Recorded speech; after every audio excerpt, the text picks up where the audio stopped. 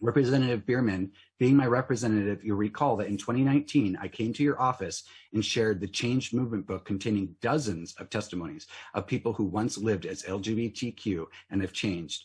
And I shared my own testimony of coming out of the homosexual lifestyle through the power of Jesus Christ.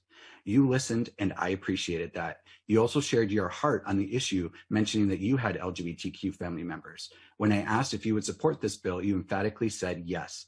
I mentioned to you that it's unconstitutional because it prohibits free speech. Talk therapy is speech after all, and prohibits the free exercise of religion of the parents and their children.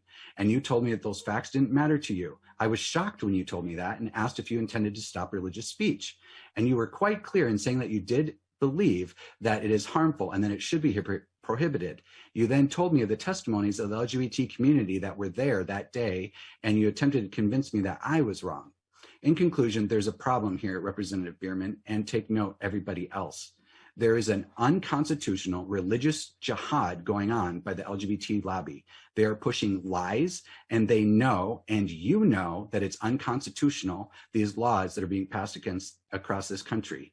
You representatives have taken an oath to uphold the Constitution of the United States. In passing this unconstitutional bill, you will show that you are an oath breaker. And under the 14th Amendment, Article 3, the citizens of our country can charge you with breaking your oath to uphold our Constitution and disqualify you from holding office again in this country. Wanted to just address Mr. Mehl's meeting that we had. We did have a meeting in 2019. I remember the meeting distinctly. And I welcome and listen to all my constituents. And I respect individuals when they come into my office and we speak, and I respect their choices. What I did not do or ever agree to do was to support conversion therapy. And in the intervening years, and the more I learned about conversion therapy, especially from health professionals, the more I deplore it. Anyone who knows me knows where I stand on this issue.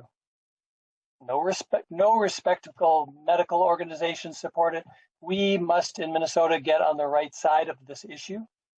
And I agree with the statement earlier by Ms. Flowers that this bill is truly a bill for the protection of the most vulnerable.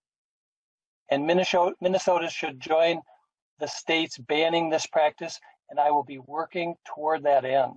I thank Rep Hollins for bringing this bill forward.